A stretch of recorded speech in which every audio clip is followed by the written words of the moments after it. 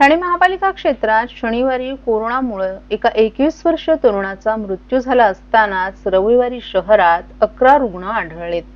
त्यामुळे ठाणे शहरातील कोरोना रुग्णांची संख्या 30 इतकी झाली आहे। यापैकी 7 रुग्णांवर रुग्णालयात उपचार सुरू असून त्यांची प्रकृती स्थिर असल्याची माहिती ठाणे महापालिकेच्या वतीने देण्यात आली आहे। ठाणे महापालिका क्षेत्रात कोरोना विषाणूने पुन्हा डोकं वर काढले।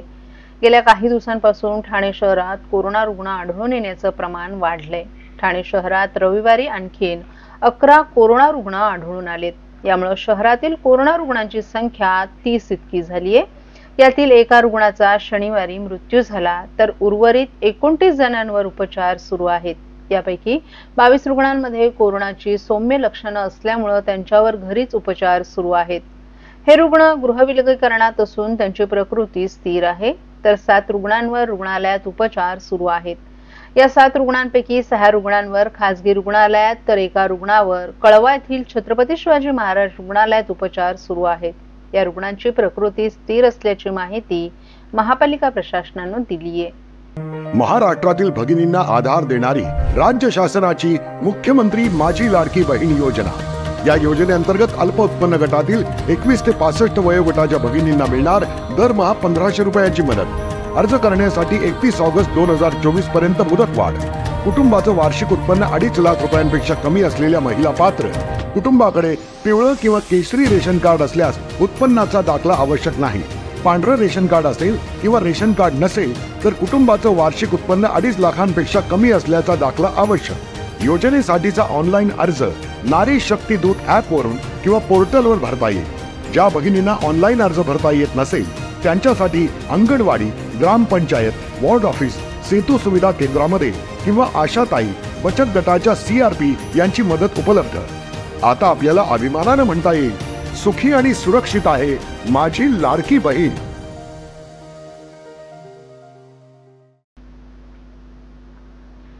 मुंबई उपनगरातील भायखळा ते छत्रपती शिवाजी महाराज टर्मिनस रेल्वे स्थानक परिसरातील रेल्वे रुळांवर पाणी साचल्याने मध्य रेल्वेने काही रेल्वे गाड्यांची वाहतूक स्थगित केली होती।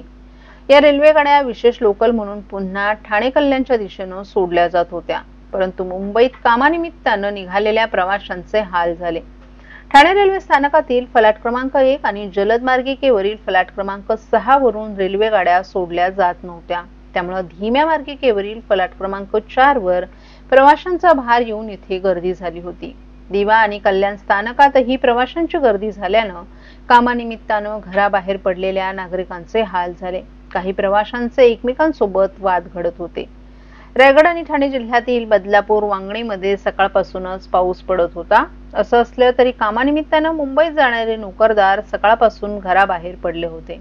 त्यातच भायखळा ते CST रेल्वे स्थानकादरम्यान सकाळी रेल्वे रुळांवर पाणी साचलं। त्याचा परिणाम येथील वाहतूक व्यवस्थेवर झाला। सुरक्षेच्या दृष्टीने रेल्वे प्रशासनाने येथील रेल्वे सेवा कुर्ला, दादर आणि परळ रेल्वे स्थानकांपर्यंत स्थगित केली, परंतु ठाणे, डोंबिवली, कल्याण पल्ल्याडलगी रेल्वे प्रवाशांचे हाल झाले।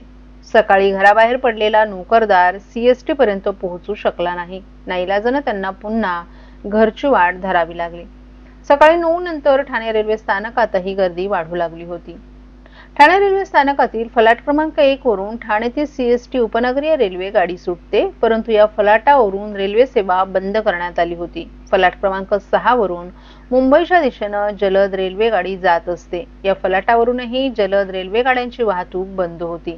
तर ठाणे स्थानकातील फलाट क्रमांक 4 वर कल्याण, बदलापूर भागातून सुटणाऱ्या धीमे रेल्वे गाड्या थांबतात। या फलाटावरून रेल्वे वाहतूक सुरू होती, त्यामुळे फलाट क्रमांक 4 वर प्रवाशांचा भार आला होता। रेल्वे गाडी फलाटावर थांबण्यापूर्वीच प्रवासी या गाड्यांमध्ये शिरण्याचा प्रयत्न करत होते, त्यामुळे प्रवाशांचे एकमेकांसोबत वादाचे प्रसंग उद्भवत होते। महिला, वृद्ध, बालकांचे प्रवासादरम्यान मात्र हाल झाले। कल्याण आणि दिवे रेल्वे स्थानकातही प्रवाशांची गर्दी झाली होती। कल्याणहून मुंबईच्या दिशेने जाणाऱ्या रेल्वे गाड्यांमध्ये दिवेकर शिरण्याचा प्रयत्न करत होते, तर रेल्वे गाड्यांमधील प्रवासी गर्दीमुळे त्यांना आत शिरू देत नव्हते। रेल्वे डब्यांमध्ये गर्दी वाढल्याने प्रवाशांना त्रासही सहन करावा लागला। लग्नसराई आणि सणासुदीच्या हंगामासाठी खास संकलन घेऊन शिल्पम आर्ट अँड क्राफ्ट कॉटन आणि सिल्क एक्स्पोचं आयोजन ठाण्यात करण्यात आलं आहे। 20 मे ते 15 जून या कालावधीत वसंत विहार येथील डी-मार्ट आणि रामजी हॉटेल जवळ हे प्रदर्शन आणि विक्री मेळावा सुरू राहणार आहे। दररोज सकाळी 11 ते रात्री 10 या वेळेत या नागरिकांना या ठिकाणी भेट देता येईल। या एक्स्पो मध्ये सर्व प्रकारचे suit, dress materials, stalls, kurti, fashion jewellery, पारंपरिक footwear, khadi shirts, brass articles, घर फर्निशिंग, पॉटरी, फर्निचर अशा विविध वस्तू एकाच ठिकाणी उपलब्ध आहेत। ग्राहकांसाठी खास आकर्षण म्हणजे राष्ट्रीय स्तरावरील विविध भागातील हस्तकलेचं सामान या ठिकाणी एकत्रितपणे पाहायला आणि खरेदीसाठी मिळणार आहे। सर्व कार्ड आणि डिजिटल पेमेंटची सोयही उपलब्ध आहे। मनसोक्त खरेदीसाठी गृहिणींनी आणि नवविवाहितांनी या संधीचा लाभ घ्यावा असं आवाहन आयोजकांनी केलं आहे।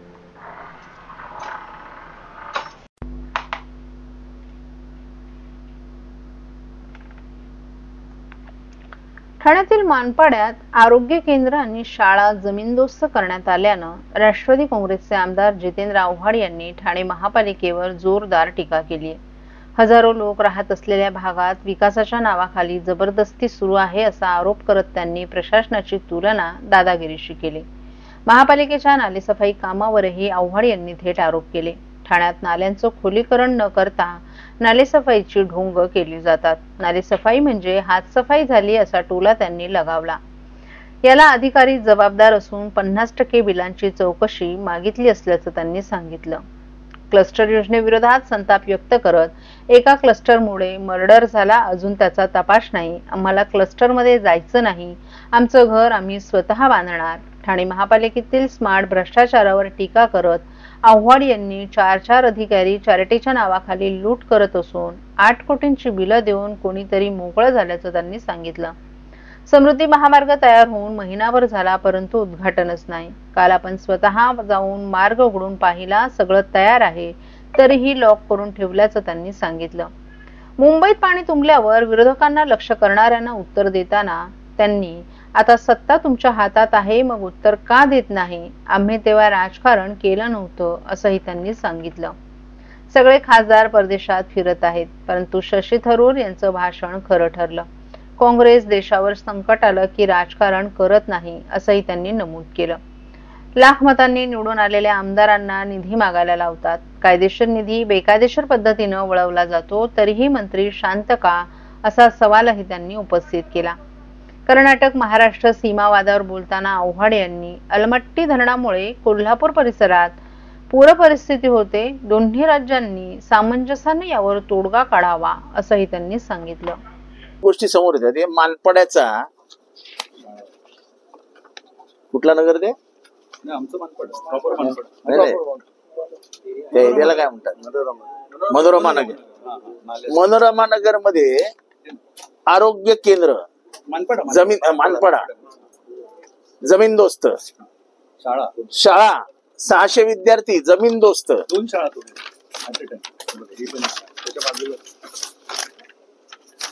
आता हे कशाच तू तोडलं? ती पोरं गेली कुठे? महापालिकेला काय माहिती? आणि हे का शाळा आणि आरोग्य केंद्र का पाडले आहे? महापालिकेकडे काही एक्सप्लेनेशन नाही, विचारलं तर सांगायलाही तयार नाही। टॅक्स पावतीचं तिथे टॅक्स फाडली जायची, पण ती पण आता लोकांना शिफ्ट करायला महानगरपालिकेत एवढी मोठी वस्ती आहे ती मानपाड्याची, म्हणजे मनोरमा नगर अजून बाकी सगळे नगर मिळून आझाद नगर, हजारोनी लोक राहतात। ही काय जुलूम जबरदस्ती आहे? 1000 लोक मतदार यादीत आहेत।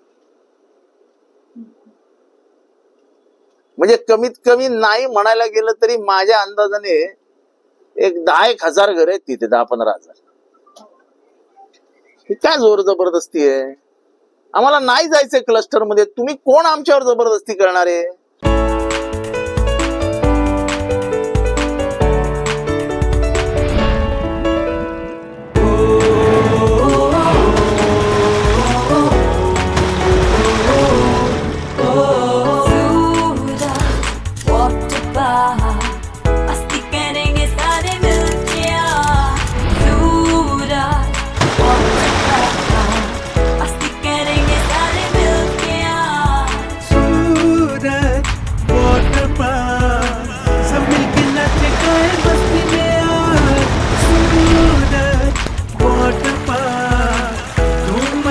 सब मिलके आज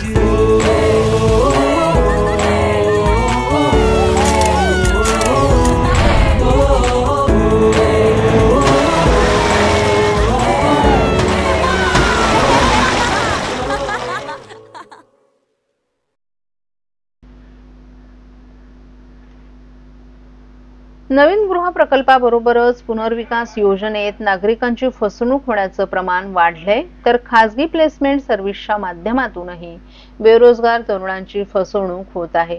जनसेवकाचा जनसंवाद या कार्यक्रमातून आम्ही शेकडो कुटुंबांना न्याय देण्याचा प्रयत्न करत असून आपण येत्या पावसाळी अधिवेशनात फसवणूक करणाऱ्या विकासकांना आणि प्लेसमेंट केंद्रांना पायबंद घालण्यासाठी कठोर कायदा करण्याची मागणी करणार असल्याची माहिती आमदार संजय केळकर यांनी दिली आहे.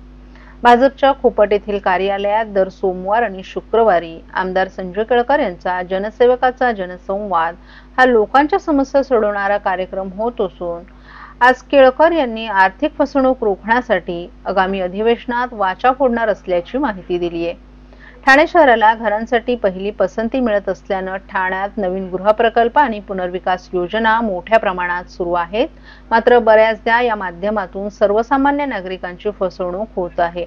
पैसे भरूनही 10 ते 15 वर्ष लोकांना घरं मिळत नाहीत. भाडं थकवलं जातं अशा तक्रारी वाढू लागल्यात.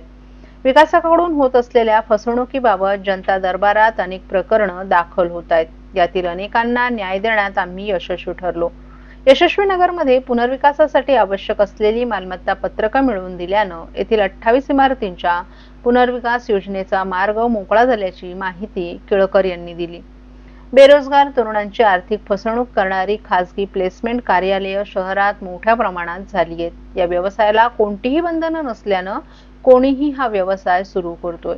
नोकरी देण्याच्या आमिषानं हे सेंटर तरुणांकडून सेवा शुल्काच्या माध्यमातून लाखो रुपये उकळतात. मात्र नोकरी मिळत नसल्यानं या तरुणांची मोठी फसवणूक होते. याबाबत भाजपच्या युवा मोर्चानं आक्रमक पवित्रा घेतला असून अनेक ठिकाणी धडक देऊन तरुणांना न्याय मिळवून देण्याचा प्रयत्न केला आहे. या व्यवसायावर कायदेशीर निर्बंध यावेत यासाठी देखील पावसाळी अधिवेशनात कठोर कायद्याची मागणी करणार असल्याचं केळकर यांनी सांगितलं. जनता दरबार हा उपक्रम भाजपसाठी नवीन नसून स्टेशन जवळील जुन्या कार्यालयात सुरू झालेला हा उपक्रम गेली 35 वर्ष सुरूच आहे. सध्या खोपट येथे सुरू असलेल्या जनसेवकाचा जनसंवाद या उपक्रमातून दर सोमवार आणि शुक्रवारी शेकडो लोकांशी संवाद साधला जात असून त्यांना न्याय देण्याचा प्रयत्न केला जात आहे. या उपक्रमात नवीन गृह प्रकल्पात विकासकाकडून फसवणूक, प्लेसमेंटच्या माध्यमातून तरुण बेरोजगारांची फसवणूक, म्हाडा इमारतींची वाढीव पाणीपट्टी, एसआरई योजनेतील फसवणूक, कामगारांचा वारसा हक्क अशा अनेक तक्रारी लोक घेऊन येतात. त्यांना न्याय मिळत असल्यानं या उपक्रमाला मोठा प्रतिसाद मिळतोय. त्यामुळे हा उपक्रम दिखाऊ नसून खऱ्या अर्थानं फलदायी उपक्रम असल्याचं मत आमदार संजय केळकर यांनी व्यक्त केलं.